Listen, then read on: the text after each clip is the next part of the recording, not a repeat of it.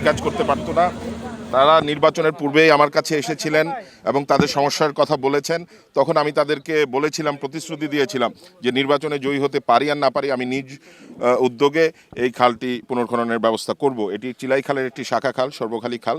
তো আজকে সেই জন্যই আমরা এখানে এসেছি এবং আজকে এই খাল পুনর্খননের মাধ্যমে আমি আশা করি তাদের মুখে হাসি ফুটবে, এই কানায়াবাসীর মুখে এবং কৃষকদের মুখে হাসি ফুটবে। তাদের যে সমস্যাগুলো আছে সেগুলো সমাধান হয়ে যাবে।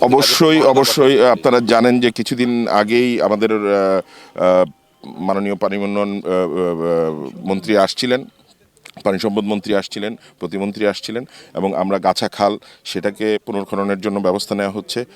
সেটি সেখানে কিছু আমরা এই ধরনের দেখেছি যে অবৈধ দখল করে খালের উপরে কিছু স্থাপনা আছে, সেগুলোর বিরুদ্ধে খুব দ্রুতই ব্যবস্থা নেওয়া হবে। অবশ্যই খাল খনন কর্মসূচি এটা আমাদের মাননীয় প্রধানমন্ত্রী ঘোষণা করেছেন।